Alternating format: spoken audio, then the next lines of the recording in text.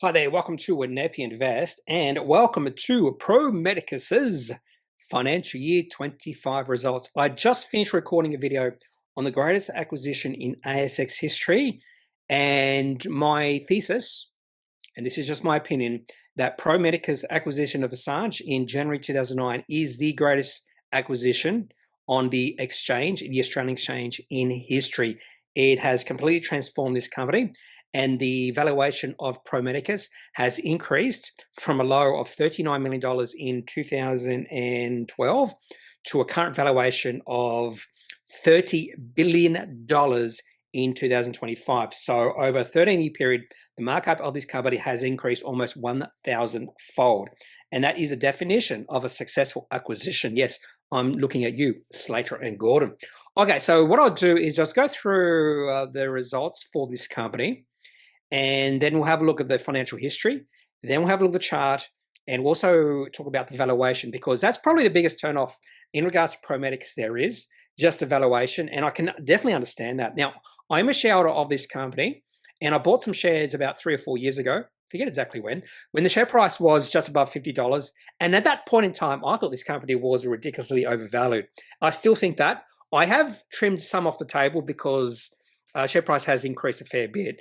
But moving forward, I'm not going to trim any more off the table. That's it for me. I'm just going to let it ride because we just don't know with this company. If they keep growing at the rate they're growing, yeah, the company could be definitely argued. It might be cheap. And there's also the potential the company could grow at a quicker rate over the next few years. And yeah, that could also be an argument that this company is cheap at these levels. But that is a big if. So those are really big ifs. Anyway, so let's have a look at this company's results. And I also should mention, if someone was twisting my hand, my arm, or if they had a gun pointed to me and they wanted to know which or what is the highest quality company on the ASX, I would tell them it's Pro Medicus. Right now, I would say it's Pro Medicus. But again, valuation matters. Anyway, so just because it's the greatest company, the best company on, maybe not the greatest, but the best company on the ASX right now, doesn't necessarily mean it's a buy, because again, valuation, but spectacular results. Okay, so revenue, I did write notes for this one. In this case, I don't have to look at my notes because it's right here. So revenue up 31.9%. Yep. Some of this, I did compare these to expectations when they did release the results, and some of these were slight misses. But the reason why the share price did bounce up was because the margins had expanded, and the margins actually were a little bit higher than expectations. But revenue up 31.9%. And you can actually see the expansion in margins by comparing the revenue growth to the profit growth. So revenue up 31.9%, profit up 39.2%. So straight away, for me, that means margins have improved, margins have risen, and this company was already existing on pretty high margins. Okay, so revenue up 31.9%, profit up 39.2%. So that's because of income tax expense. Yeah, profit before tax 40.2%, profit after tax 39.2%. Damn you, taxes! Damn you! I just wish that was 40%. What else? Cash up 35.5% to 207 or 210.7 million. Debt free. Yeah. So for me, I'm not the biggest hater of debt, but I don't want too much debt. Debt can be in small chunks, can be helpful. But the whole reason companies go bankrupt is because of debt. But I'm not saying Pro Medicus is going to go bankrupt, but I just don't like to see too much debt for a company. Dividend, 30 cents, up 36.4%. Now, you're not going to buy Pro Medicus for the dividend or dividend yield. I would be shocked if anyone is buying the company for that. But I would say if you bought Pro Medicus, well, maybe not now, but if you buy Pro Medicus right now, the dividend yield, I forget what it is. Does it say it here? No.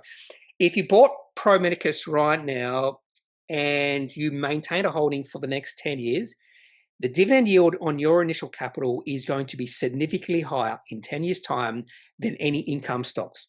I'm going to predict that right now. It's going to be significantly higher than any income stock. So if you have the patience, Pro Medicus actually could be a good income play. Now, by the way, after 10 years, that also probably means the share price of the company has gone up a fair bit as well. Okay, what else? Earnings per share, $1.10, up from 79 cents. So just have a look at this, $1.10 earnings per share, and the share price of this company right now is, what is it, $306. So we are talking about a P ratio of 300 or so.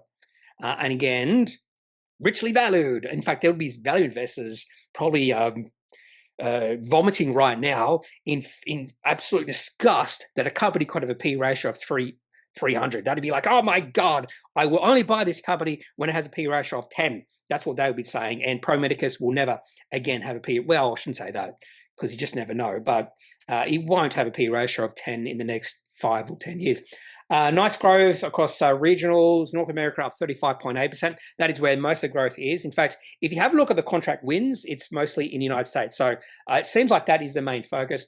Australia growth 4.9%. Germany 8.6%.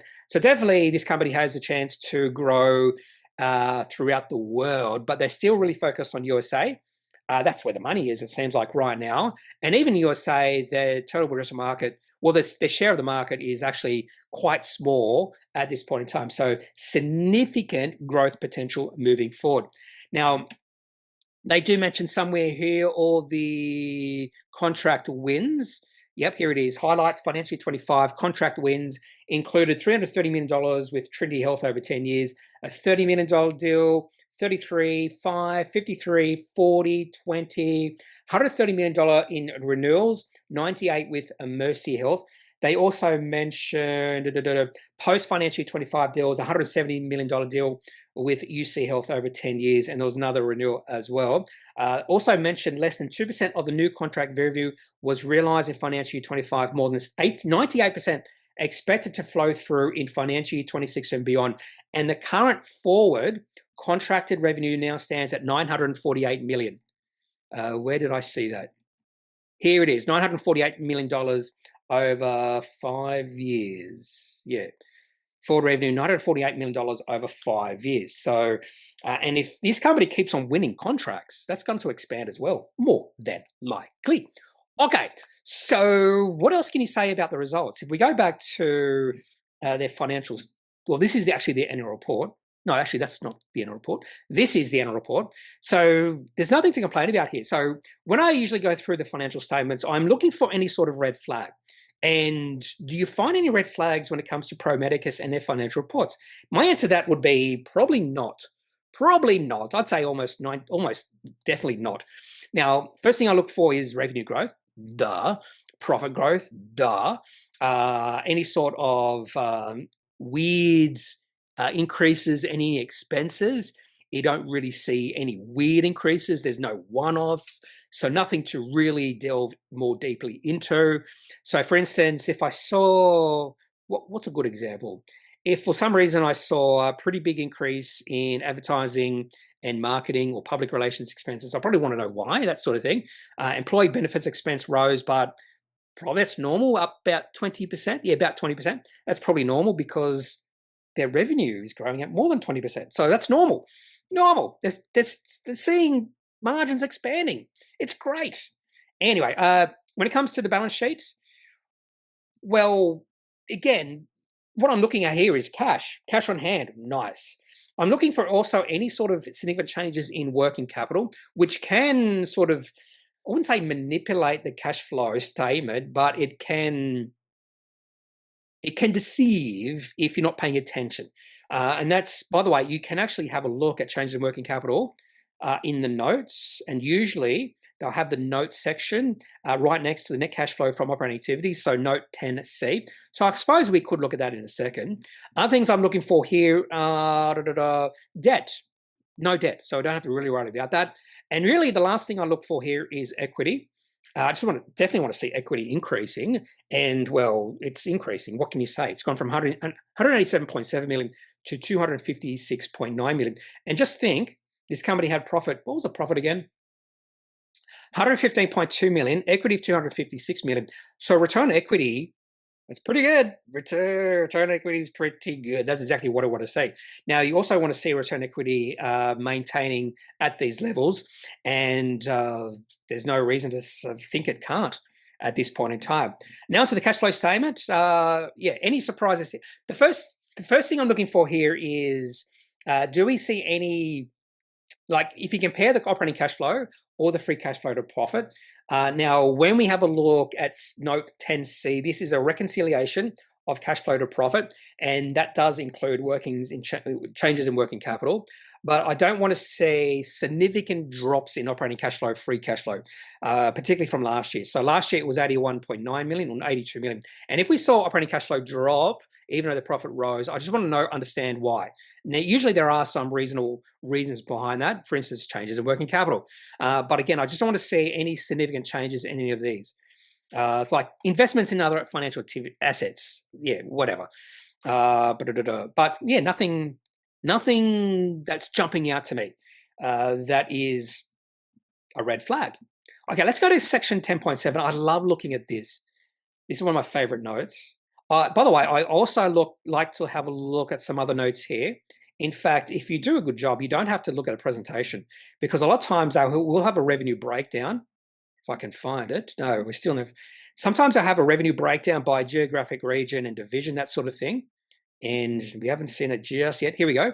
So this is operating segments broken down in Australia, Europe, North America, sales to external customers, RIS, and then PAX.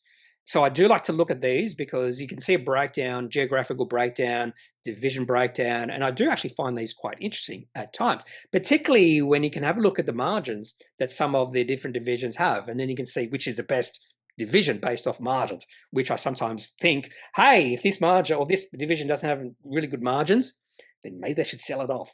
That's just me. The company can do, the management can do whatever they want. What else? And we'll go to 10.7, 10C, not 10.7, 10C.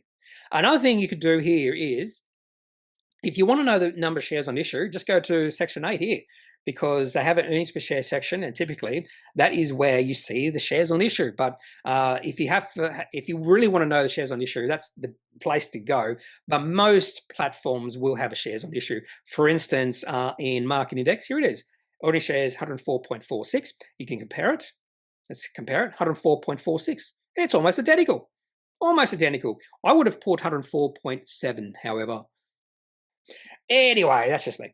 And 10C is the section I want. Here it is. Reconciliation of net profit after tax to net cash flow from operations. This is very similar to the cash flow statements you see for United States companies, where they start at the net profit and then work their way down to get to the cash flow. So you can just see adjustments for working capital. In fact, adjustments for working capital are found in the changes in assets and liabilities. So decreases, increases in receivables, payables, those are two big ones. And also inventory, that's not relevant for Pro Medicus, but you can see a significant increase in trade and other receivables. In fact, it's doubled. Sometimes that could be an interesting thing. And that could actually, if you think about it, that does actually adjust the cash flow statement down, because they have way more receivables than they had last year. It's doubled. So in fact, you could actually argue that the cash flow was a little bit better, because it's different timing, if that makes sense. So revenue is timed differently than cash flow, and they have a little bit more cash flow than they probably would have expected, just because it's doubled from last year. I'm just making assumptions here. And if you look at trade and other payables, that's actually down. That's actually down. Actually, no, that's an increase. But not as much as, actually, it is down from last year. So that's not as much as receivable. So there is a bit of a change in working capital going against the cash flow statement. So the cash flow performance was actually better than what you might think.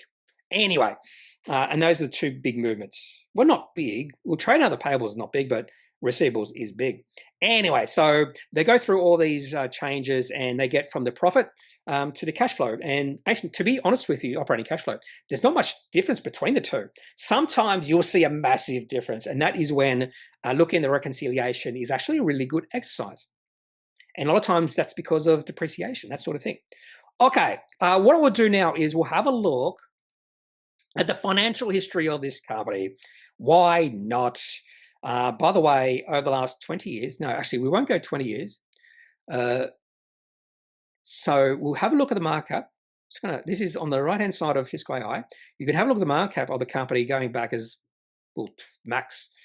And this company had a markup at the low, $26 million. 23. I saw a low of 21. I saw a low of 21.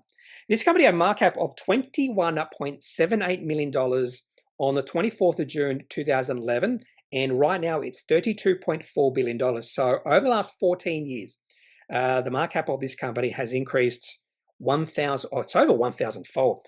So you can just see what can happen when a company hits an inflection point. And for Pro Medicus, that inflection point, in my opinion, was on the 2nd of July 2012, when the company announced they were selling off one of the divisions they bought in the acquisition of Visage for $15 million. And it seems like that was a moment the market became a little bit more aware of this company. It wasn't any contract wins that came after, but that was a catalyst for the beginning of the re-rating of this company.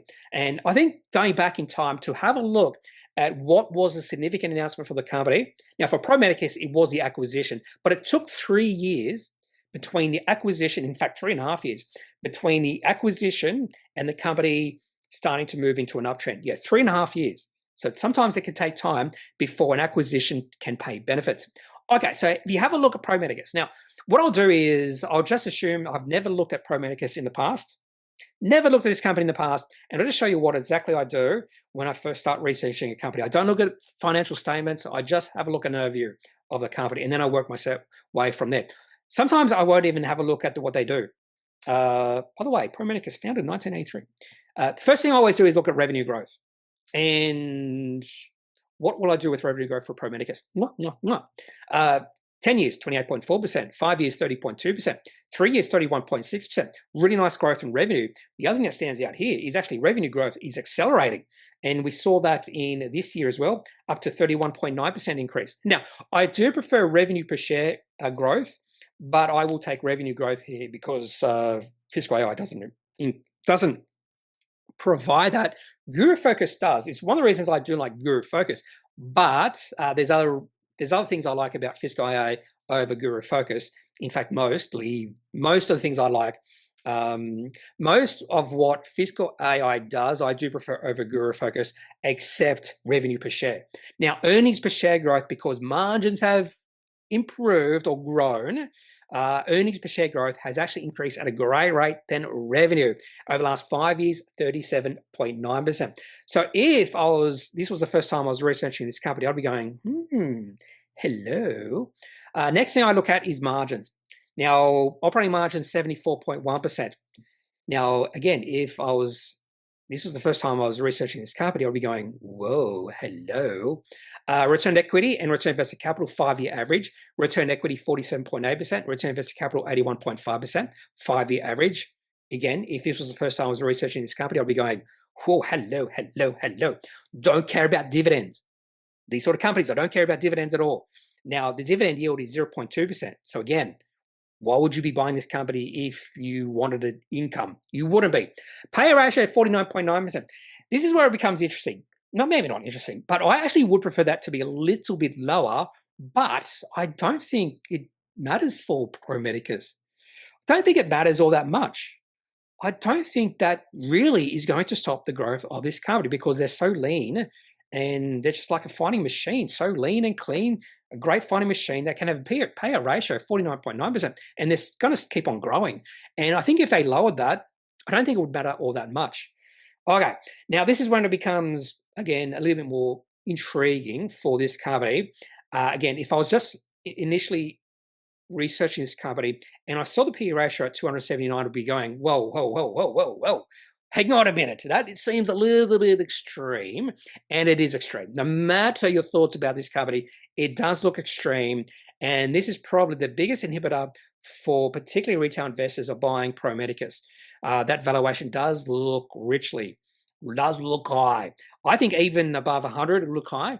Some people would say, well, 27.9 will look high. Well, not for the growth. In fact, if this company had a PE ratio right now of 28 with this sort of growth, I'd be very confident putting a lot of my money into this company. I'd be very confident. So it's really only the valuation that I would be hanging back, just going, nah. Okay, now I could show you more stuff like revenue growth. What can you say? Beautiful revenue growth year on year on year. I don't think we're going to see a year in the next, say, 3 or 4, maybe even 5, where you're going to see a drop in revenue. Now, if we do get that year, that is the time when you might see the share price of the company really drop a fair bit. I do think the market is expecting significant growth moving forward for Pro Medicus, and that is why it's richly valued. Now, one other thing I'm just going to show you here is the P rate. Oh, by the way, no, actually before that, operating margins, they've been expanding. Look at this beautiful expansion in operating margins.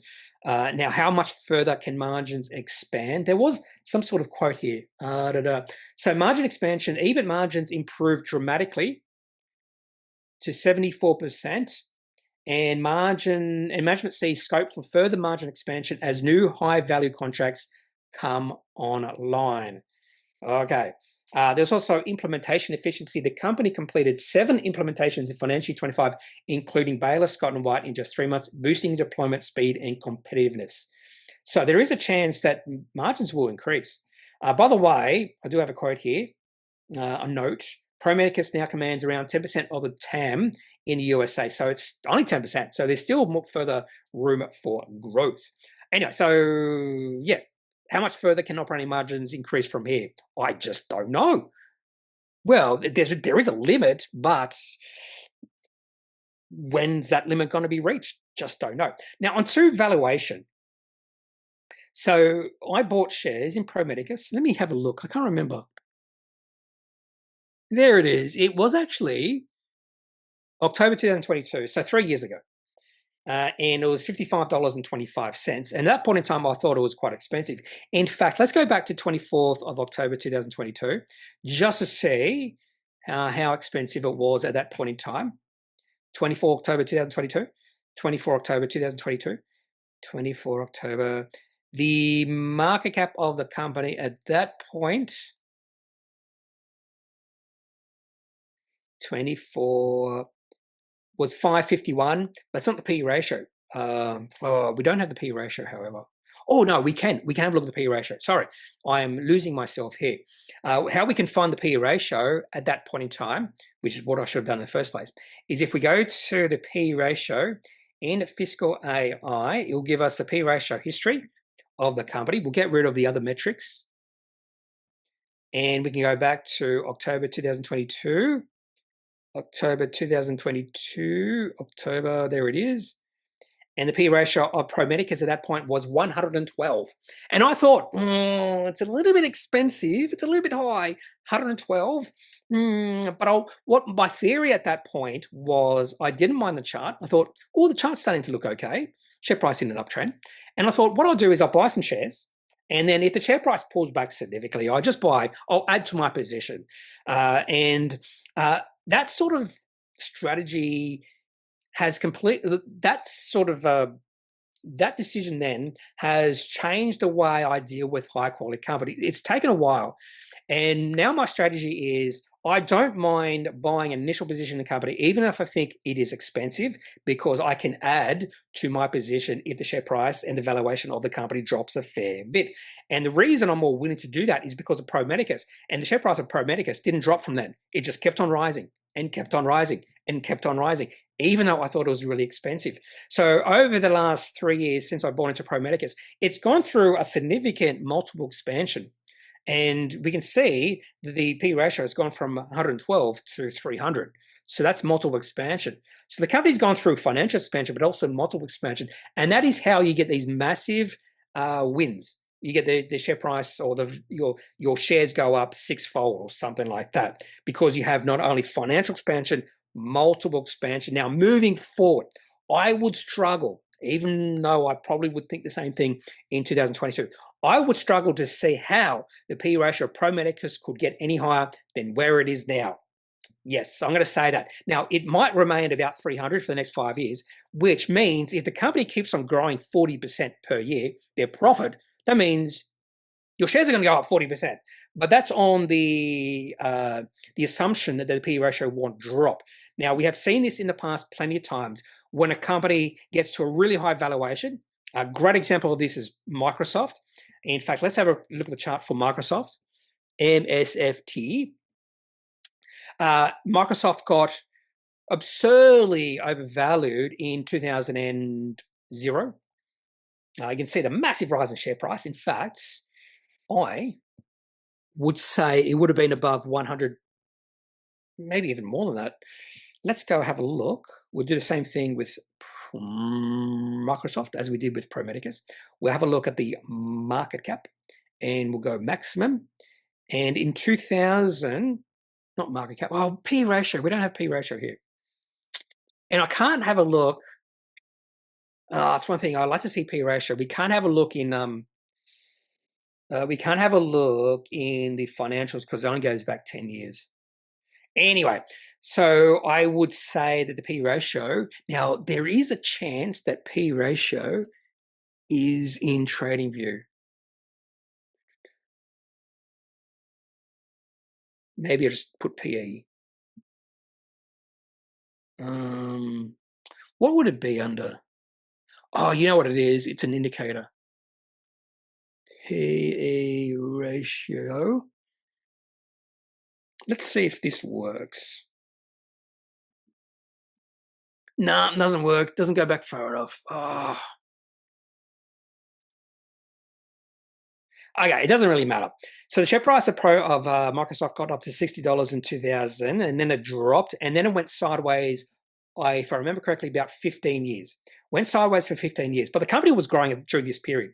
The company was growing during this period when the share price went sideways for 15, in fact, it was a little bit less than that, maybe 13 years.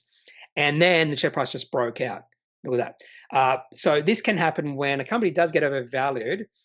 Even if they keep on growing, the share price could go sideways for a long period of time. So there is a chance. And the reason it does that, even though it's growing, is you'll see a period of multiple contraction, not multiple expansion. So that is a concern when you do own a company that is on a high PE ratio. It might go through a period, a long period, where the share price does nothing, even though the company might be growing.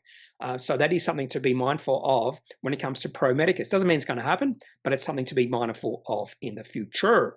Okay, now let's have a look at the chart for Pro Medicus, which we're already sort of done. And I suppose maybe you could just, I don't know, there's nothing concerning about the, now if you have a look at the weekly chart and put in the 200-week moving average, so the great time to buy, this last great time to buy Pro Medicus, you could say was back in the 14th of June. The share price got very close to 200-week moving average, and the share price at that point was 40. I just bought just after that. And we also saw the share price bounce off the 200-week moving average during COVID-19. The share price got very close back in April, very close. Share price got to $160. But the share price right now is well above the 200-week moving average, well above. So you can't say it's cheap just based off this. And if you have a look at the daily chart, yeah, nothing much here. Share price is an uptrend. What's there to say? Chart doesn't look awful, doesn't look great. Share price did pop up when they released results. Yeah, so no complaints about the chart. Okay, that's all I have for this look at Pro Medicus's financial year 25 results. If you have any questions, any thoughts, leave those in the comment section of this video. Otherwise, I'm not a financial advisor. If you need financial advice, make sure you seek out someone who is qualified and can speak to your own financial needs. That's it for this video. Have a good day. Bye.